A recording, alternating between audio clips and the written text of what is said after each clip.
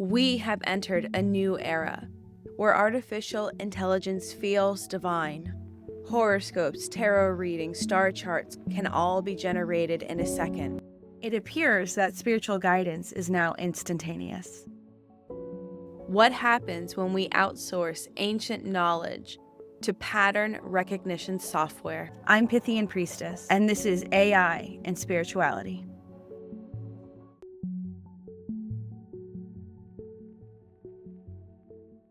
Hello, mystics, and welcome to our episode on thinking.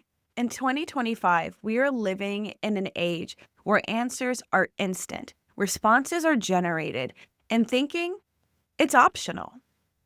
What happens to our civilization when it trades contemplation for convenience and comfort? What happens to the human mind when it begins to outsource its wisdom to machines? I am not here to vilify or glorify AI. I'm here to educate and investigate the hard questions we are all asking ourselves. What happens when philosophy, the practice of reflection and wrestling for meaning, is replaced by predictive text and optimized generated outputs? In this episode, I am joined by philosopher Jonas Kilker, who recently graduated UCLA with his bachelor's degree in philosophy and minor in history. Welcome, Jonas. Hi, thanks so much for having me. I found you on TikTok. I was late night scrolling, and you were talking about philosophy and Disneyland, and I was like, I gotta talk to him. Thank you so much for making that content. Yeah, absolutely. My passion is to kind of make sense of everything, even when there's not really sense to be had there. I think that there's just something deeper. So if we can explore those topics, that's what makes me happy. Yeah, that's what philosophy is all about, right? It's like digging deep, going beyond the surface level. And I think a lot of us today are very comfortable at the surface level. It's easy.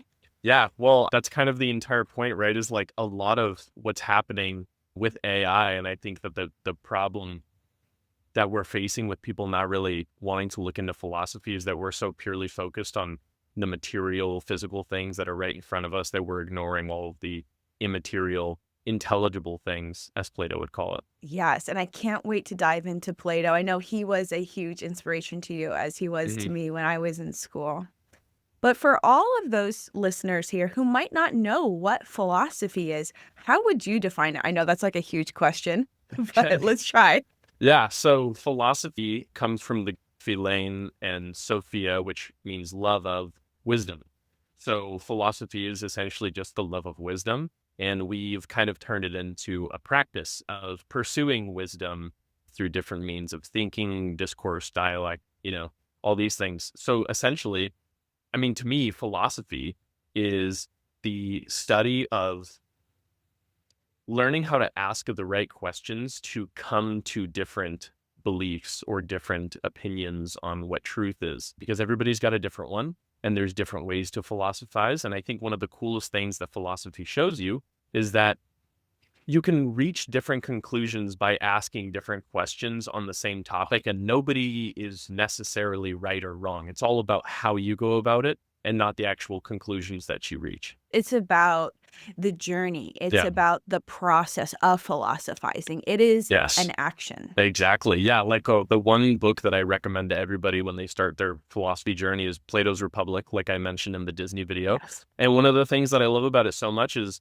they build out this entire ideal utopic city that's entirely unachievable in real life. There's too many moving parts. There's, perfect conditions that would need to be met that are just completely impossible. But it's the idea that they went about searching for how it could be done if it were possible. And then that can teach you so many other things about life, how we should act as people. That can teach you about how we should organize ourselves and organize our societies.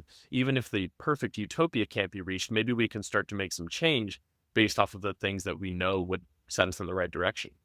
Yes, absolutely. So when I was in undergrad for my philosophy degree, what I was taught, the core of the entire program was philosophy does not teach you what to think, but it teaches you how to think. Mm. And I think that thinking today amongst the majority, especially of Americans, is quite limited, unfortunately, in its capacity.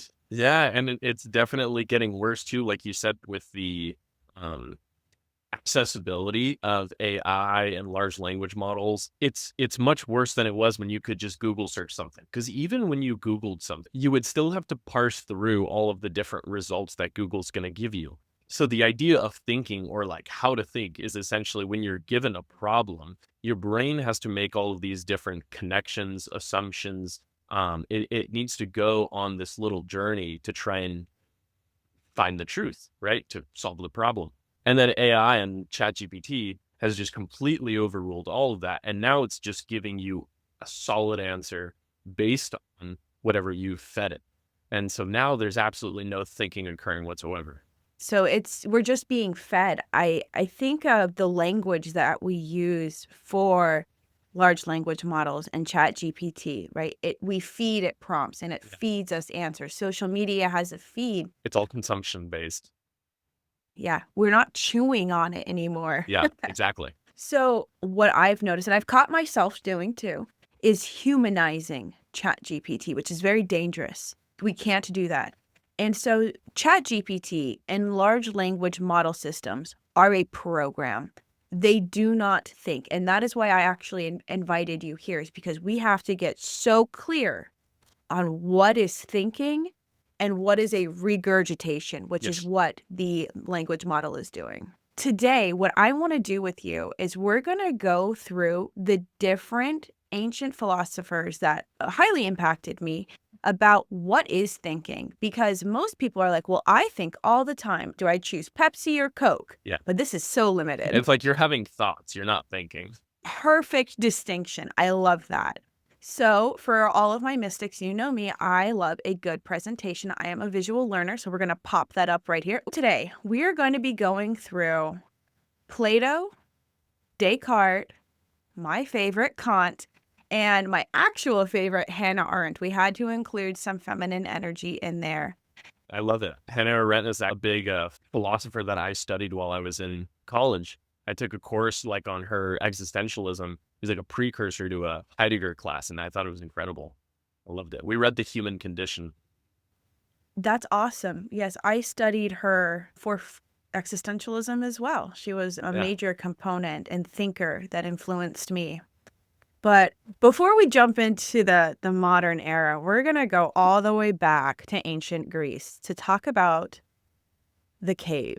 So for those people who've never done philosophy before, what we're going to do is we're going to talk about something that is a thought experiment. So Jonas and we're going to bring you through an allegory, and we're going to create something that's called a dialectical process. We are going to examine each aspect of this story and bring us into deeper truths. So, since we love visuals, we're going to hop over to the next page and we're going to talk about the cave itself. So if you are listening on audio only, we will do our best to describe what's going on here. So, Jonas, would you like to walk us through the story of the cave? So in Plato's allegory of the cave, Plato and his interlocutors are discussing the differences between the physical world and the immaterial world, what Plato calls the intelligible world. And I think his word for the physical world is the physical world. And it's essentially this idea that so many people are rooted in what is purely physical, what's right in front of them, what today we would call scientific truths, and they don't necessarily pay any mind to immaterial truths, spiritual truths, maybe esoteric truths. So the idea is that these people who pay no attention to the immaterial are like these prisoners who are in a cave, and the only thing they've ever known, the only thing they've ever seen, the only thing that they can ever call absolute truth are mere shadows on the cave wall. They've never seen what's actually outside of the cave producing these shadows. So we see these people have been chained from birth. They can't move. They can't even move their heads. They are looking straight forward at this wall. And there is a prisoner who somehow breaks free. It's not very clear about how he gets out of the chains, but he turns around and he sees that there are people holding objects on sticks, and there is a fire behind them that's creating the shadow. So with that, he finds an exit to the cave, and he crawls his way out of the cave, and he comes up and he sees the sun. The sun is a huge symbol for Plato. It represents the form of the good, and we'll just leave it at that for now. So he sees up, he sees the sun and goes, "Oh my God, I'm blinded. I can't look at the sun." And he actually is outside for a couple of days stumbling around because it is so bright. And then he finally looks down. There's a river. He sees his reflection. He sees the trees. And he comes to understand this is reality. This is the true nature of things. And so freed prisoner goes back inside the cave and he tells all his friends, like, "Hey guys, I found this amazing thing outside. Like, come look at it." And the prisoners get very frustrated with him. They get very angry. Yes. And they actually kill the freed prisoner. Yeah, and what's interesting too is another thing that Kant talked about when we talk about the allegory of the cave is Plato briefly mentions a sort of secondary analogy where he says, imagine if this person, because obviously the sun and the light and all of the things outside of the cave represent the immaterial. This is the spiritual realm. And then all of the things in the cave are the physical realm.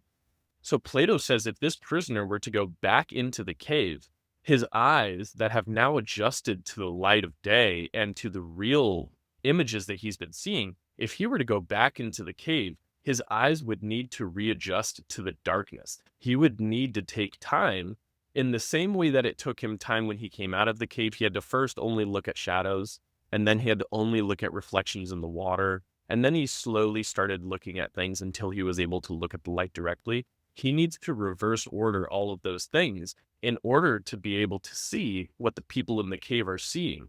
Because all the people who are so focused on the physical world, once you go and you journey out into the immaterial, the esoteric things, a lot of times you're not seeing what other people are seeing as the obvious truth. And that's why people will think you're insane. And then maybe they'll kill you like they did in the allegory. Thank you for adding that. I did forget about that. So we're going to head back up to our picture here, and we're going to talk about what is Plato talking about with this allegory of the cave? What does this all mean? And ultimately, thinking is a process of questioning. What do you think Plato's message about thinking in the cave is? I think it's a lot of questioning everything. I think we can say that the shadows on the cave wall are a lot like watching TV today or scrolling on Instagram. The things that we're being fed, the things that we're being shown is like, hey, this is reality. This is what's going on. The news cycle does the same thing. It says, this is what's going on in the world. This is the sense that we make of it. And they don't really say, well, what do you think? They just say, this is what it is. And I think that what Plato is getting at here is he's trying to show that if you're one of these prisoners who just looks forward, stays in their chains, and doesn't ever venture to look at like, hey, maybe there's something more to this, or maybe it's all being perfectly orchestrated so that I don't ever question it. I think he's saying that sometimes it takes a huge leap of faith and a huge reconstruction of your reality to try and venture to find new truths that you probably thought never would have existed in the first place. Yes, Jonas, that is exactly what I was thinking too. This dialectical process is allowing you to get away from just my opinion and moving towards what Plato would call truth with a capital T, which is connecting to the spiritual world, or what he called the form. Not a comfortable process. It's actually very uncomfortable. I've seen the actual process of that uncomfortability in some of my philosophy classes. Because me being a philosophy major, most of my classes were philosophy. But every once in a while, you'd be in a class and you'd have a person who's just taking the class for, thinking credit, or they just thought it'd be fun to take a philosophy class. And you can see sometimes their reality being a little bit shattered in front of them. Two paths people take. People either immediately put up walls and they say, I'm not listening to this garbage. Like, You can't change my mind. You can't change my view on reality. And I feel bad for them, but in a sense, their personal choice, it's okay. The other person who very much leans into it and is able to deconstruct those paradigms that they once held. And it is a little bit of a painful process, but everybody comes out the better because of it. Right, because we're tearing down beliefs that may have been instilled by family, by culture, religion, Yeah. and questioning it. Not to be mean, but to get deeper and understand, why do I think this? Why do I Yeah. believe this? And like you said, we come out a better person, a little bit more put together, even though it does require that breaking down process. Yeah. And it's unbelievable. The one thing that I've gained from it the most is being able to understand other people better. Just out in the world, understanding when people give me a belief or an opinion that they have on a certain topic, even if I completely disagree with them, philosophy gives me that power to be able to see where they're coming from, because I'm able to see why they think the way they think, how their beliefs shape who they are as a person. And it really allows you to empathize with people better, which is an incredible skill to have.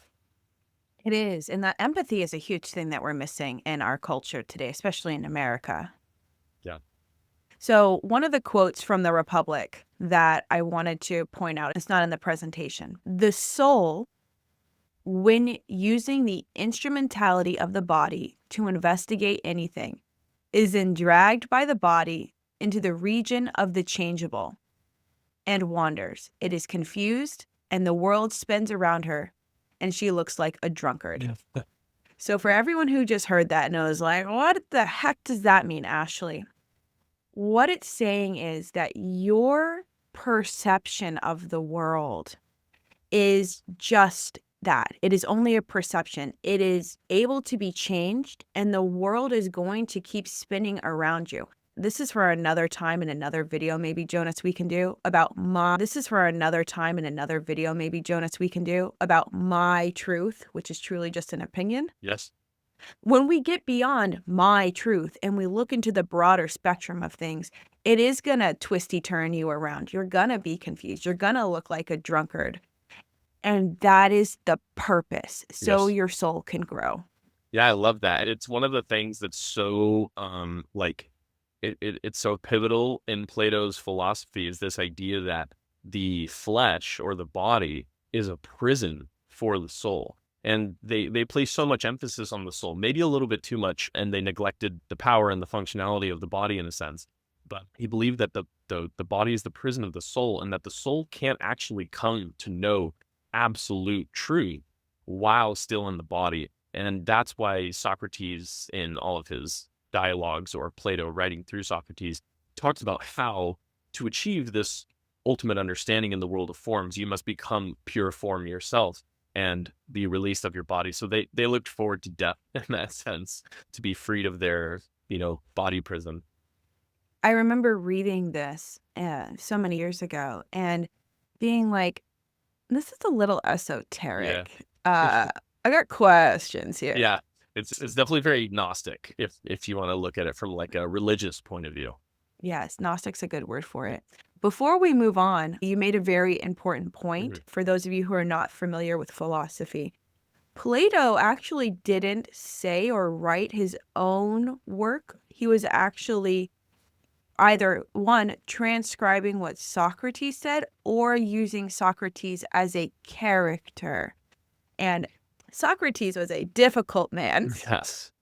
His way of thinking was actually to truly throw people off. So he would go up to judges and be like, hey, judge, what's justice?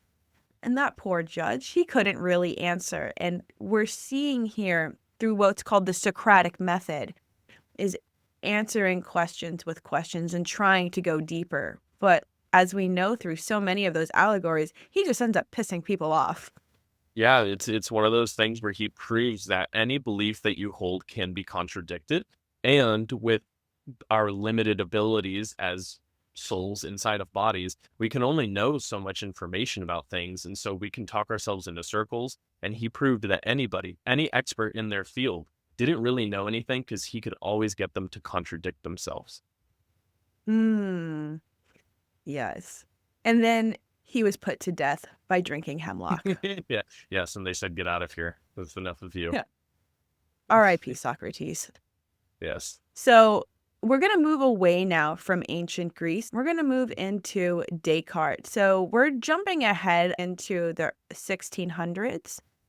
And I personally love Descartes. He's one of my favorite philosophers. Okay, for everyone who's listened to the Billie Eilish song, she sings, "I think, therefore I am." She's quoting Descartes, everybody. So thank you, Billie. Appreciate that. Yeah, another huge one too people don't know about. We're not going to talk about Nietzsche today, but Friedrich Nietzsche was a philosopher, and he's the one who coined the term, "What doesn't kill you makes you stronger." I love Nietzsche. Huge one people don't know about. Yeah, that's so cool. So for Descartes, he was actually able to get a little bit more solid about the process of what it means to think. And I found I was able to break it down into 4 different words: doubting, reasoning, imagining, and willing. You need all of those to be able to have consciousness. So that's where we get the famous line, Cogito ergo sum. "Thank you. I think, therefore I am." And that is very powerful. That is such a simple statement. When you were reading Descartes or studying Descartes, did you studied the meditations pretty intensely, I'm assuming? We did, yes. So many times it got to a point where one of our professors was like, "Do you guys want to do?" And we are like, "No, please. We're done with Descartes' meditations. Yes. We can skip it." But that shows you how pivotal it is. That shows you how important it is. Yeah, and there's a lot of them. And Descartes in particular, he really caught my eye because in, I think it was the second meditations, he's talking to a demon. Yes, the malicious demon. And like I remember in my 20-year-old brain, I was like, this guy is either a literary genius or he's talking to a real demon. Yeah, either way, super cool. And it's through this dialogue with the demon that he's trying to prove his existence. One of the coolest things about what Descartes' doing in his meditations and this conclusion that he reaches, the cogito ergo sum, is he's doubting everything in his existence. The idea of the malicious demon and the dialogue that he's having with this demon is like, how can I be sure that you're not just tricking me at every turn of my life? Every single thing in front of me is an illusion. Every flower that I look at is actually made of paper. Every diamond that I look at is actually made of cubic zirconia, is that material? You know, it's like, what if everything is fluff? It's all fake. And he's able to doubt his way into the point where he's questioning whether or not he even exists. But it's in that moment he's famously or legendarily sitting in this hot room where he's just simply writing and trying to reach all these conclusions, and he's doubting. And the only thing that he's unable to doubt is the fact that he is capable of doubting his own existence, which is where he reaches his famous, well, I am capable of doubting, therefore I am thinking, and I'm thinking, therefore I exist. I mean, honestly, when we think of like what he's going through in the second meditations here, like how painful. He's losing his mind. He's losing his mind in a hot room where I may or may not be fighting with a demon. I don't know. Like, yeah, no, it's so interesting. Like if you read the first couple of meditations, it really just looks like Descartes is having the wildest week of his life. There's one part in the meditations, I can't remember which book it is, but he's watching wax melt, and he's wondering like if the wax in its melted form is the same thing as the wax when it was in candle form, and what even is things when they change, you know, and all these things. He was, having a great time. Yeah, he was totally out of his mind for a little bit, all trying to prove the point of, do I exist? And what do you know? He comes upon the same answer that Plato does, which is question everything, doubt everything. You come out the other side. When I think about the modern system, right, we are taught not to doubt, actually. We're taught to trust in the government, trust in religion, trust in school systems. Yes. Don't push back. It's very much submit and surrender. It's not question, because questioning is dangerous. questioning leads to revolutions, questioning leads to rebellions. And the problem is if you rebel, or maybe you don't even rebel, maybe you just completely ignore, you take their power away from them. Yes. And you give the power back to yourself. And they don't want that. I think that we will find at the end of this, with AI thinking and everything, I think it always comes back to a balance of who holds the power. It is a power dynamic. And I think from what you just said and what we've read from both Descartes and Plato so far, that thinking is a revolutionary act. Yeah, it's quite dangerous. So we are now going to move into critical philosophy. About 100 years later, we're going to move into Kant. Kant and I had a very difficult relationship. He's a very wordy man.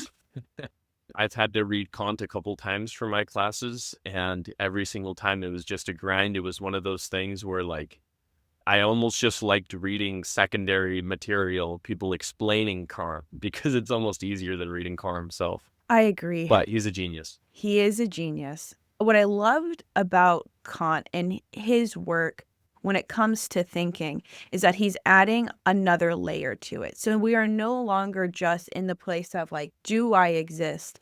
But now it's, how do I live ethically? Yeah, no, it's definitely a more practical use of all the things that we're philosophizing. You know, the ancient philosophers were more focused on nature, what is everything, and why is everything, and then the more kind of modern philosophers or, you know, Enlightenment era thinkers were more focused on what do we do with this now? How do we live a good life?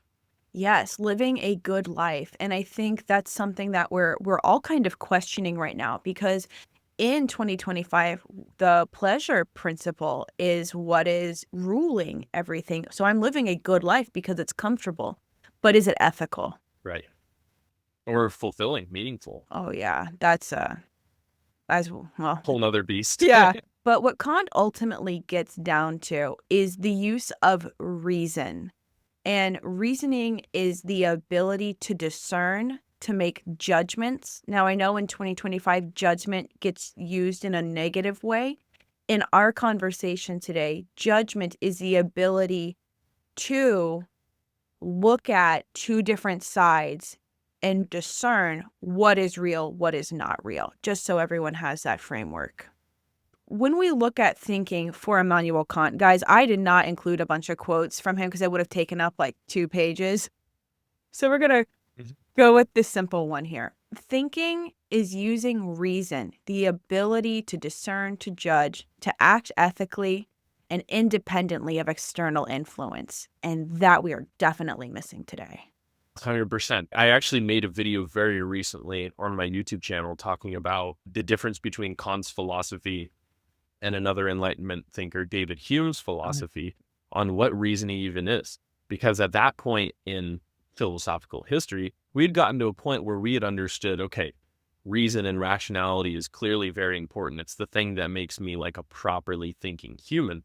But what even is that? And they explored that question more deeply. And, you know, the Enlightenment era thinkers, they knew essentially what we've learned is right and wrong. But now it's like, how do we know that we're properly parsing through right and wrong? You see, it's like, it's just layers on layers. Yes. And Kant is really hung up on moral duty for everyone. Yes. How do you contribute to the highest good of humanity? His answer is quite simple. He calls it the categorical imperative, which you guys have probably heard before. If you've ever been to Sunday school and you've heard Jesus's teachings about doing unto others as you would have them do unto you, that's exactly Immanuel Kant's categorical imperative, but he takes it one step further. It's that not only should you do unto others as you would have them do to you, you should only ever do those things that you would want others to ever do. So even if it's like you don't want other people throwing trash in the street, you never throw trash in the street. If you don't ever want to see people sitting on the couch rotting and watching TikTok for 3 hours straight, you should never sit on the couch and watch TikTok for 3 hours straight. It's that sort of level. He takes it up in intensity. He does. Kant does that a lot. He's always upticking. Yes. So what we can take from this is that now we've gone from thinking as questioning everything, and we're building upon that. Thinking is essential for you to live a life of knowledge and freedom. Once again, we come back to the same thing that you just said a couple minutes ago, Jonas, is that thinking is a revolutionary act. And these Yeah. men dedicated their lives to understanding why we do this, and by thinking, how we can improve society. I think that that's one of the reasons that we're seeing a move away from not only philosophy, but the humanities in general. Because the humanities teach us so much about humans. It teaches us like why we are the way that we are, where we've come from, our history of thinking, and kind of almost scientific approach to the human experience throughout time. And if we take that away from us, then we are left more powerless and at their will. Yes, it's where we just become the consumers and not the creators. So now we get to go into Hannah Arendt. She gets a heart because I love her. Yeah, no, Hannah Arendt's great. So she came up with this idea that the lack of thought or being thoughtless is the root of moral failure. And that's what we're starting to see today as AI and LLMs are coming out. Our morality is starting to collapse. And we see that that's not just because of AI, guys. That is because of traditional religion going away, the pleasure principle rising. And now we've taken away the foundation of our morality, which is now not being replaced with anything, not even philosophy. It's just non-existent. And we're starting to see that people can't even have conversations with themselves, intimate conversations. It's too painful. It's too hard. Yeah, well, they haven't trained that muscle in a very, very long time. And so when they do just sit with their thoughts for 5 minutes, it keeps them up at night. And I noticed because, I mean, this has happened to me too. I am a professional overthinker. I love to overthink. And if I don't give myself 20, 30 minutes a day to just sit and think, I'll do it right before I'm supposed to go to bed and stay up for a couple hours. And I know that there are other people out there like that too. Humans were made to live slowly. Yes. Our ancestral brains have not evolved at the rates that technology has. So we need to have time to pause. Just like I wrote down here in number 3, we need to pause, consider, and do our thinking so we can preserve our humanity, preserve our empathy and our compassion. Absolutely. I mean, just think about what life would have looked like before. No, we don't even need to go back into ancient times before people had any sort of entertainment. Just imagine what your day looked like before you had a phone in your pocket, which a lot of people today, they can't imagine because they just were born with it. But you would have to go find something to do. You would have to use your brain. You'd have to think. You'd have to come up with these ideas. You'd have to use your imagination. Like, you don't know when you were bored, but I imagine, like myself, there were some times where you just had to stare at the ceiling and imagine things, that you come up with the things that your brain does when it has freedom to roam. It's pretty magical. Oh, yeah. I remember driving in the car. I think a lot of people share this, and seeing the 2 raindrops on the window and seeing which one would win. Yes. And the thing is, to your brain, that is just as exciting as scrolling Instagram, if that's all you have available to you. Your brain is so adaptable. It's so good at becoming comfortable with whatever its present circumstances are. So the problem is if you just keep feeding it dopamine and keep feeding it easier and easier and better things, it now holds it to that standard. So now looking at 2 raindrops falling down your window is the most painfully boring thing that you've ever done in your life, if you're used to scrolling TikTok. Absolutely, because the lights, the color. I think this is common knowledge, but just in case it isn't, social media, specifically TikTok, was built by the same people who built slot machines in Vegas. It uses the same technology to squirt out dopamine rewards every couple of seconds, making it highly addictive. Absolutely. Thinking, this solitary dialogue becomes overwhelming and even scary. Yeah, scary, terrifying. I can go back into my very first 101 philosophy class in 2010. Mhm. I remember sweating bullets and feeling like, oh, wow, my beliefs right now are falling apart, but I trust in the process of philosophy. Mm-hmm. I know this is greater than me, and I come out better for it. even though it was painful. Yeah, exactly. I know it's one of those things where I understand that everybody is in a different place in their life, and maybe some people need a little bit more certainty and a little bit more stability than others. But I remember being in one of my classes, and the way that the class is structured is you have 2-hour lectures twice a Mhm. week. And then one time a week for an hour, we would have a discussion section, which is like smaller. It's only 30 people. It's more intimate. It'd be led by a teacher's assistant. And I remember on the last week of class, he asked us all, has anybody's mind changed since you've been in this class? It was a skepticism and rationality class. We talked a lot of Descartes, and we were talking about whether or not our opinions, our beliefs have changed. And my hand shot up immediately. I was like, absolutely. I came into this class thinking that there were some things I could be certain of, that I thought radical skepticism was foolishness. And now I might be a radical skeptic myself. I don't even know. Every time that I go and I start my car in the morning to go to work, I am taking a leap of faith. I am believing that the car is going to turn on. It may very well explode. It could do anything, you know? The couch that I'm sitting on right now, it's all made of particles. I could very well just fall through it. Yeah. But rationally, I know that that's probably not going to happen, but I can't be certain. And it's those things that I think people, they hear and they go, whatever. That doesn't mean anything to me. But to me, it's like, that's so cool to think that everything, like Descartes said, other than the fact that I very clearly exist and I think, everything else is my perception of it, you know? Yes. And there were people in that class that they admitted, they were like, I can't get on board with it because I need something stable in my life for me to hold on to as true. So I'm gonna, you know, happily disagree and pretend like this class didn't exist. Yeah. That's okay. It's not for everybody. My experience, similar to yours, is the belief of like the car's going to turn on and go to work, was when we were testing my belief that the sun is going to rise tomorrow and that the earth won't Oh stop yeah. spinning. And I was like, wait, that's an option. Wait. Yeah, I didn't even know that was possible. But if you think about it, like logically, one day that will happen. And who's to say that it's not tomorrow? And that's when you kind of start to spiral into the, oh, shoot, I'm losing my grasp on reality. Yeah, we all become a little bit like Descartes' meditations at some points in philosophy. We all go a little mad. Yeah, yeah, you have those crisis moments, but as we may talk about later too, there's different things that you can do. There's different practices that you can take up to make sure that you don't go insane. We should absolutely talk about those Important. so that doesn't happen to our listeners.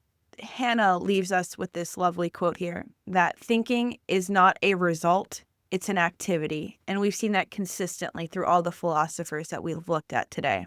Yeah. Thinking does not bring knowledge like science does, but it does yield practical rules for ethical conduct, which we go back to Kant's moral imperative. Yeah. And thinking's chief characteristic is that it interrupts all doing.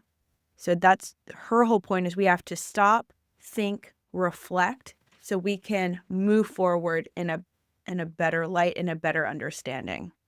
Absolutely. I one of the most fascinating things that I came away after reading Hannah Arendt's work is that she, in The Human Condition, talks about this separation between labor, work, and action.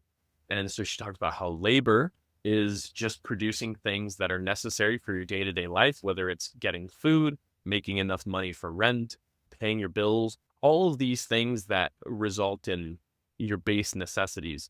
And your work is the thing that's meaningful to you. Maybe you're an artist and you like to paint. You want to make something beautiful that's going to outlast your lifetime. Or you're a musician and you want to make music. And what's interesting is that action, she distinguishes from both work and labor as a completely separate practice. And action, if we boil it all down, is essentially thinking and engaging in thought-provoking discussion with others. It's that marketplace. It's that Athenian agora where you go and you share ideas with each other and you think and you grow. And it's not even necessarily political. It doesn't need to be for the sake of the city or the society. It's just for the sake of us as humans experiencing the human condition, wanting to learn and grow with each other. And when Hannah Arendt is writing all of this, it's in a time where we see the rise of Marxism and communism. And communism is very much a philosophy that doesn't want you to think beyond the hive mind, to think beyond what is beneficial for the entire community. And if you are maybe having some radical thoughts, some revolutionary thoughts, that's dangerous to the state. And Hannah was very attuned to the fact that this thinking is the thing that will save us from falling into a society like that. You actually, like, I was going to bring up the Marxist information for our last quote Shit. from her, but it's perfect because as she says, quote, "The sad truth is that most evil is done by people who never made up their minds to be good or evil." Yes. And that is so deep because I don't think in our modern world, like good and evil, that black and white thinking, it's like, well, if I didn't kill somebody, then I'm a good person. It's like the bare minimum, you guys. Yes. At the bare minimum. Yes, that is the bare minimum. In Christianity, they talk about like sins of omission, which is basically like, if you didn't do something that you should have, even though you didn't do anything necessarily, so you weren't like in the wrong, you're still committing a sin by not doing the thing that you should have done. The very famous story about Kitty in New York City, I can't remember the exact year, but this woman was being brutally assaulted outside in a alleyway in New York. And I think it was upwards of 20 people all looked out and they saw this happening and nobody called the police because they assumed somebody else would take the responsibility. And that poor woman died. It's so much better to just assume that you either you can be a hero, be the only one to call the police, or the police station has multiple dispatchers. You can call them 10 times if need be, and they'll answer every single call. Yeah, Yes. it is unfortunate, but that's something that we fall into when we're not thinking we're a part of the hive mind. Don't be a part of the hive mind. Don't follow the herd. Yes. Yes, be revolutionary. Think. Yes. So from everything that we talked about today, what can we say that thinking is?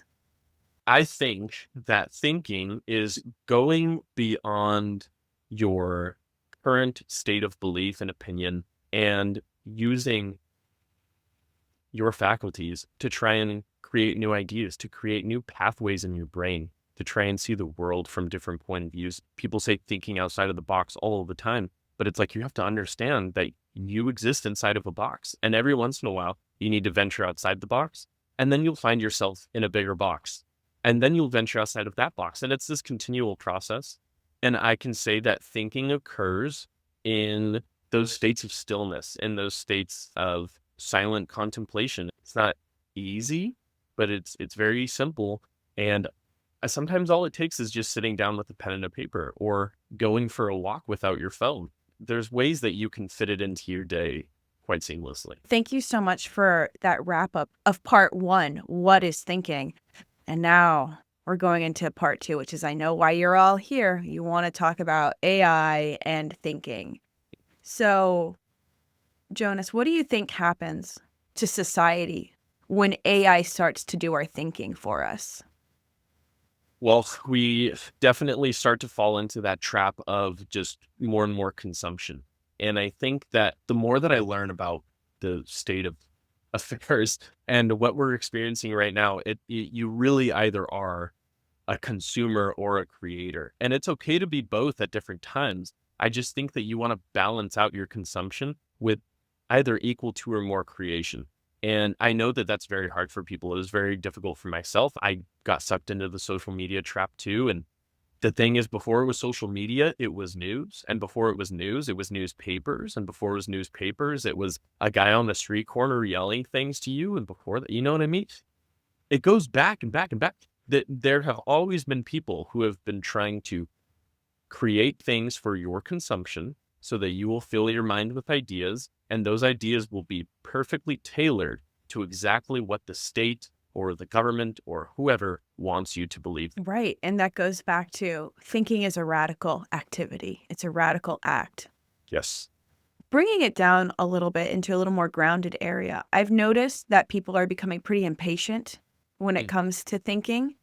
When I was in undergrad, my dear professor, he would stress all of us out because before answering a question would take 10 seconds of silence while he was constructing his thoughts. And you're like, oh, that doesn't seem that long. It's 10 seconds. No, my dude, that was the longest 10 seconds of my life. Oh, when you're expecting someone to say, like, yes, yeah, when you're expecting a professor to continue lecturing and they take 10 seconds of contemplation, that is like an eternity while you're sitting there. You can do that.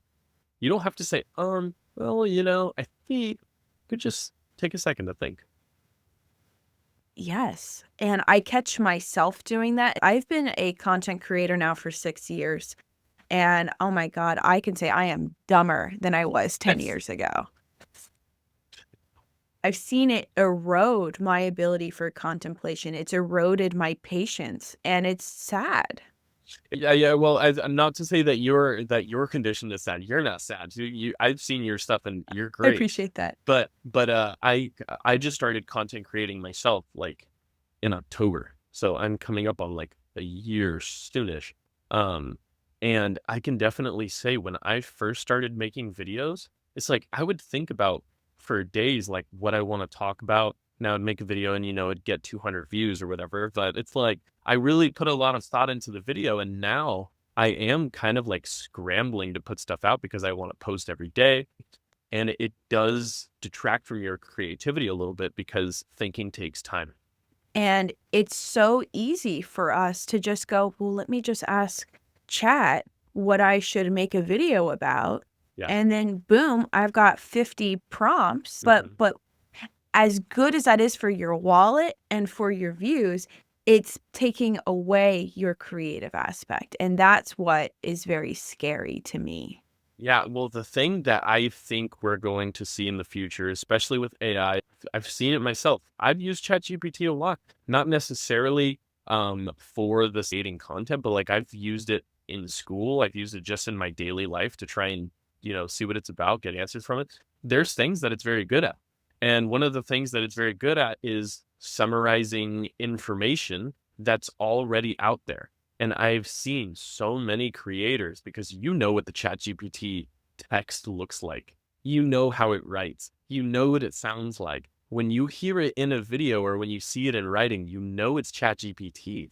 And the thing is, I think that the creators, like I like to pride myself up as being one of these people that are not using ChatGPT to write their scripts for them. They're going to stand out in the future. You're going to hear them and you're going to be like, they sound different. They don't sound like all the other content creators that I'm seeing.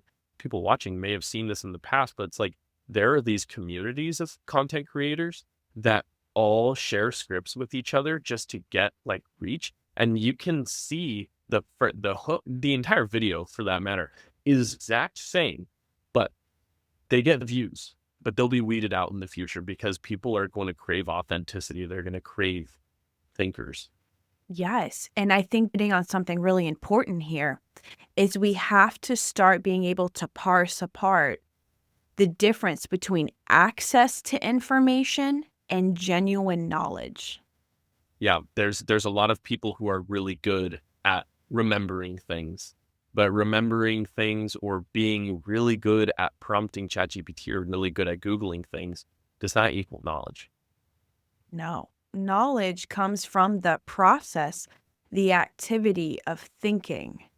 It comes from the observations of the universe and the world around you, not just the text on the screen, which, by the way, we forget sometimes could be wrong. Oh, a lot of times is wrong. I think one of the most interesting experiments that we ever led was in one of my philosophy classes when we were talking about whether or not AI will be able to write our papers for us. My professor was like, let's do this. Let's just see if it will write us a paper right now in class and let's see how good it is. And every time we would prompt it for the paper and he would show us, he's like, this is what ChatGPT came up with. I ran it a couple times. This is never going to do better than a D, because ChatGPT cannot do philosophy.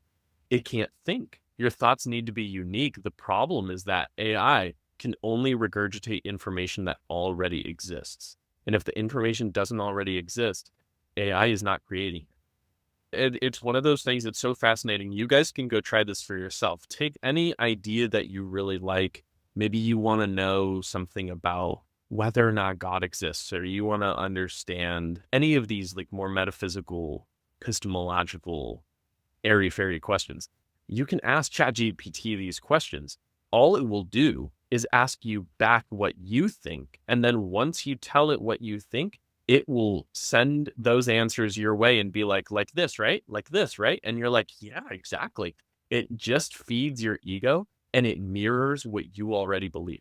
So you have to be very careful when you're talking to ChatGPT. I noticed it myself. I've used it to help me understand like some supplements that I was taking, for my health. If you tell it like, yeah, I'm doing this because I'm eating this diet and I want to make sure that I'm getting blah, blah, blah, it remembers that. And now every time that you ask it about diet or something, it will give you your specific diet that you like and be like, this is the best diet. It mirrors you. Oh, that's not good at all. No, it's not, because you get stuck in an echo chamber Mm-mm. of beliefs and ideas.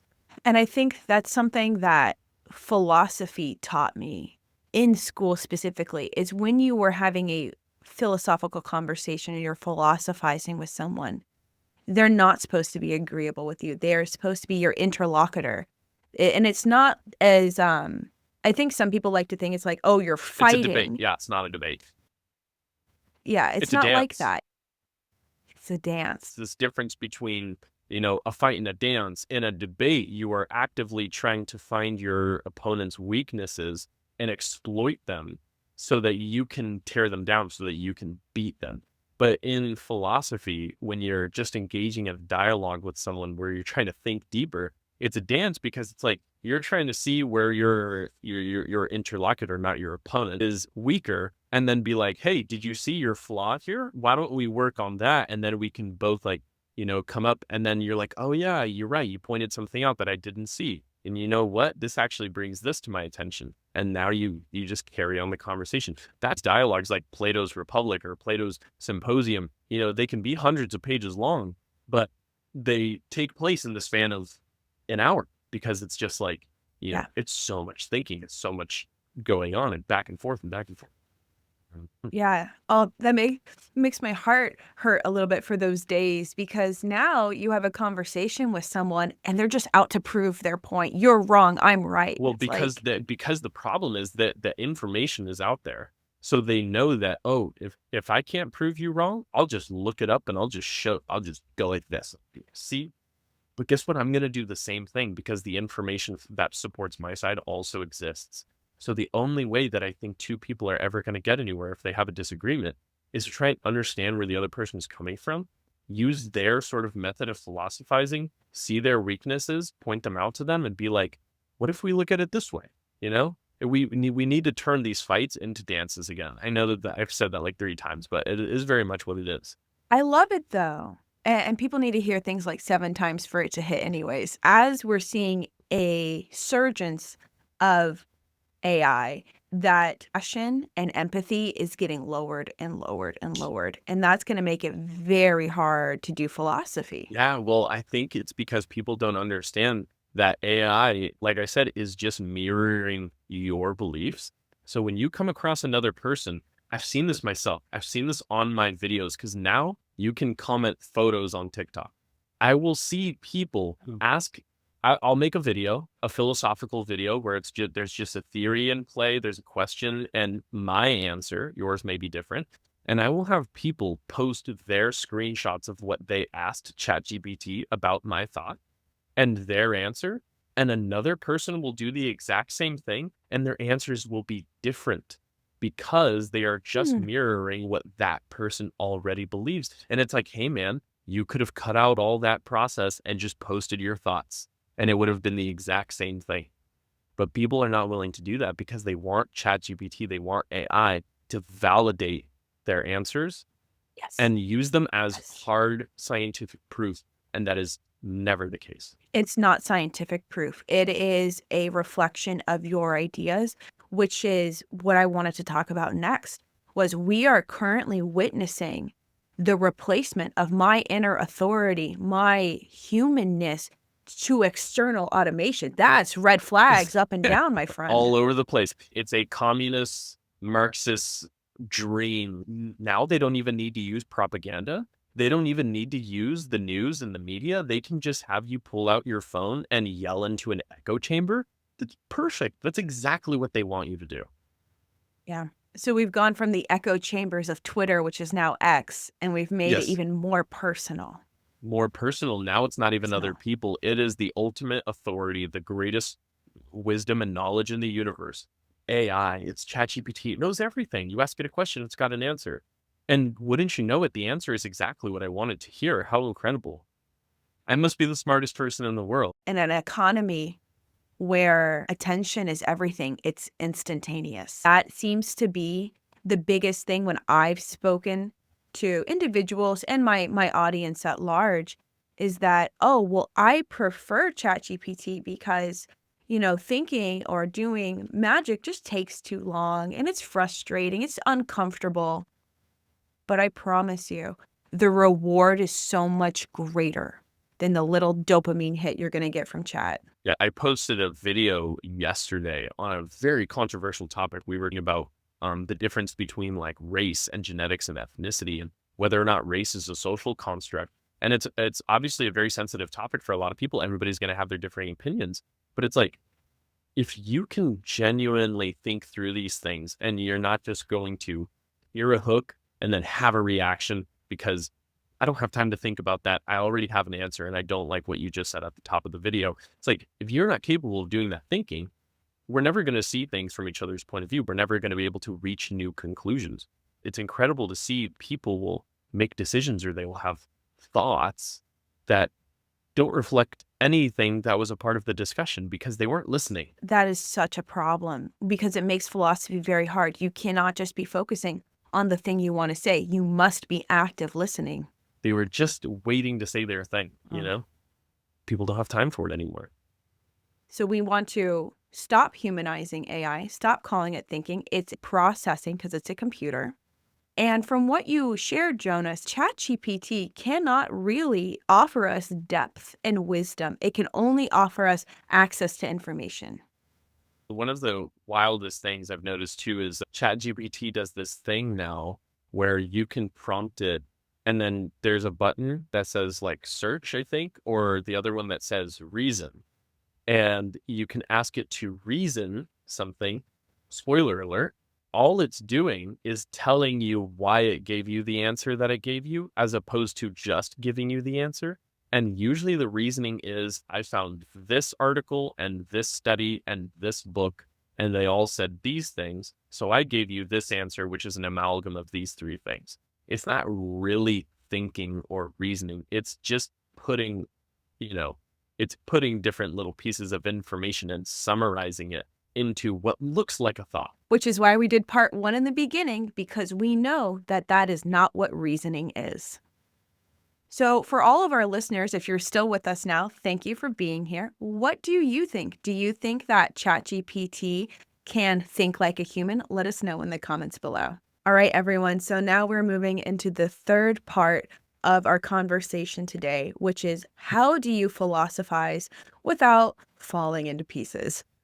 We talked about the allegory of the cave and Plato, and this difference between the material and the immaterial is this idea that we are seeking truths because they're all in the immaterial. The things in the physical world are already known to us, and the things up here are not. So we want to venture out there and get them. I've noticed that one of the things that keeps me really grounded and not losing my mind in philosophical theories or conspiracies is grounding myself in something physical. So a lot of times that can just be literally taking your shoes off and going for a walk in nature, because it will just remind you of like the reality of nature around you. And another thing is like weightlifting or training, because I forget who famously, I don't know if it was Arnold Schwarzenegger, somebody famously said 100 pounds is always 100 pounds. The steel does not lie to you. And so that's something that is like, if you feel like you're losing your mind and you can't tell if anything's real, go try and pick up 100 pounds. It's always going to weigh 100 pounds. That's very, very real. I had something that I used to do in undergrad where I get lost in the sauce. It was brushing my teeth, because you can feel the bristles, you can feel the texture in your mouth. That was very grounding to me. Yeah, absolutely. Anything that just reminds you that you are a soul in a physical body, and there are truths that you can always rely on. When you jump up in the air, you're always going to come back down to the ground. So maybe all you need to do is just like bounce in place a couple times and you'll start to feel real, you know? Yeah, getting back into reality. I do remember one time there was some marijuana use involved, but I was convinced, oh, this was so many years ago, that nothing around me was real. So I started taking my hand and like slapping the walls, Yeah. trying to prove that I was in a house. And then you got some marks and bruises on your knuckles and you're like, shoot, I think the walls were real. Yeah, dude, it Yeah. was. I had long acrylic nails at the time. Yeah. Those were gone. All gone, all broken. Yeah. All broken. But it did ground me. There are a lot safer ways to do that, everybody. Do not be slapping walls. Yeah. You can also just like call a friend or, talk to somebody else who's not maybe lost in space like you are. And that can kind of bring you down too. Just anything that's going to make you feel rooted in the physical plane, because oftentimes we're venturing out into the spiritual, the immaterial, and you got to come back. You got to find your way back home. You need to land the spaceship. And an easy way to do that is just, do something physical, do something with your hands. Yeah, and if you're in a place where you have difficulty doing that, or you're in a public setting, another thing you can do is you list 5 things from your 5 senses.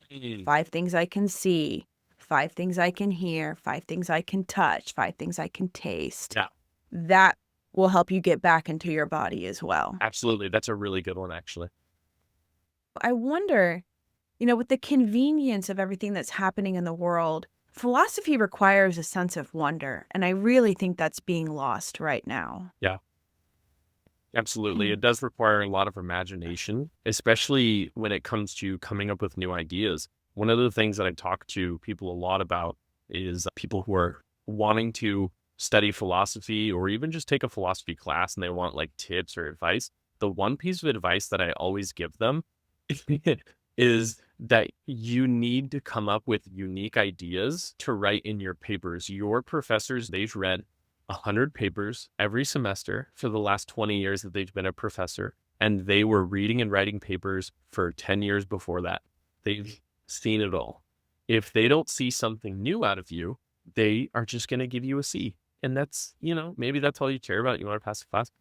They want to see your unique ideas. I think a lot of people forget how truly unique their mind is. Like people think, oh, there's nothing new under the sun. Every thought's already been thought before. In a sense, I think that there is nothing new under the sun, but we are so unique as individuals. We can come up with something that nobody has ever said before. That's perfectly feasible.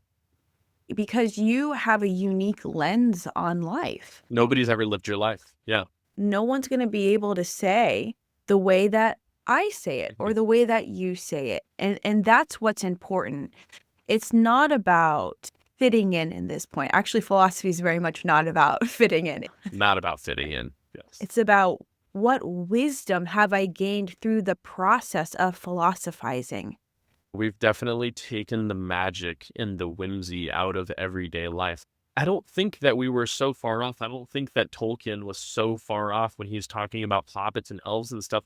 Like these things, in a sense, exist somewhere. Maybe it's just in the immaterial, but it's like, as we've seen with the allegory of the cave, we've seen with Plato, the immaterial is tangible. I don't know about you. I've had very spiritual experiences before, and it sounds like you have too. And there's all these things that can remind you, if you're willing to venture out and go there, that there is things beyond the physical. And that's also where Plato calls it forms. People call it, knowledge or wisdom. It's all out there, but you have to go out and seek it. And it's not going to be right in front of your face. It's not going to be the chair or the laptop that I can touch in front of me.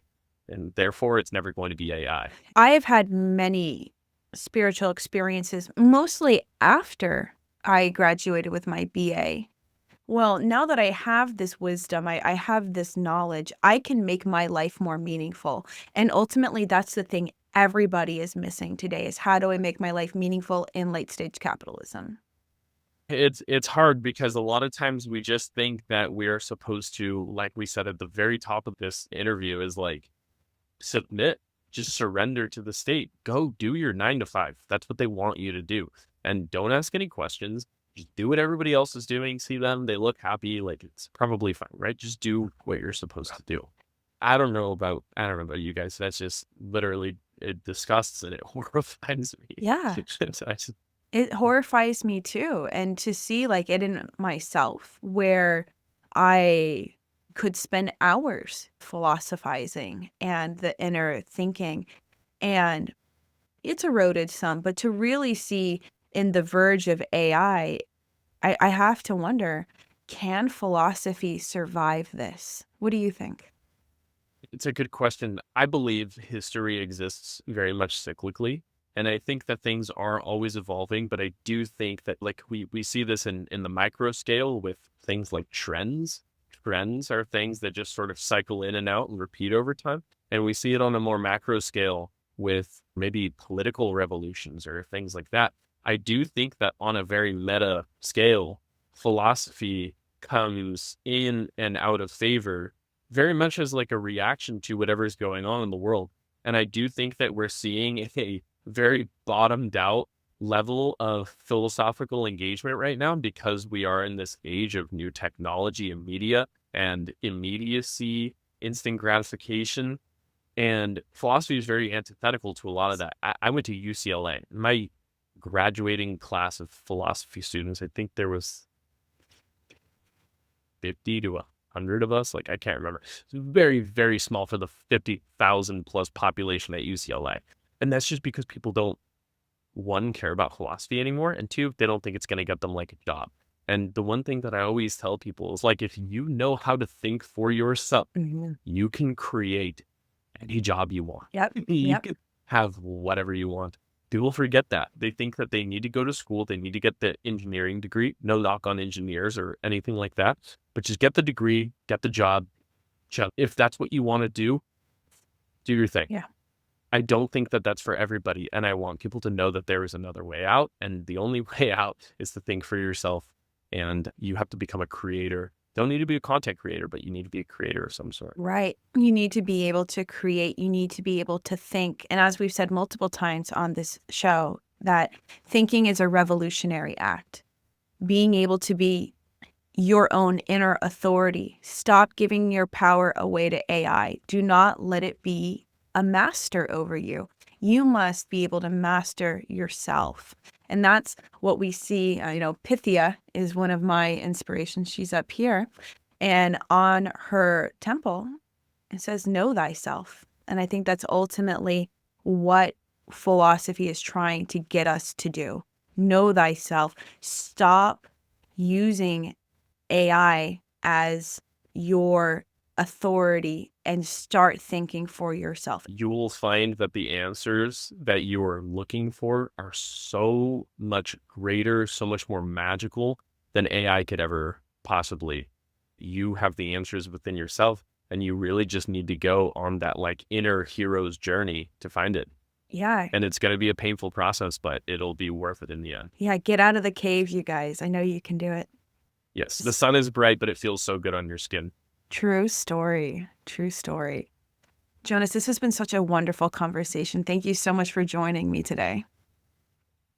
Absolutely. Thank you so much for having me. It was a lot of fun. Yeah. Tell our followers where they can find you so they can go watch all of your fun philosophy videos. I know you have a TikTok. What else are you on? Yeah, so my main thing is TikTok. I post on there every single day. It's anything ranging from history, mythology, philosophy, anything that is fun and exciting to me. And I have a YouTube channel where I post longer form videos. Those are usually like more curated towards the direction of philosophy. And I'm also on Instagram. You can find me anywhere. All of my social medias are just my name, at Jonas Kilker. And of course, I'll have all those links down below in the description for all of you. So thank you so much for being a wonderful interlocutor, Jonas. That was my pleasure. Thank you.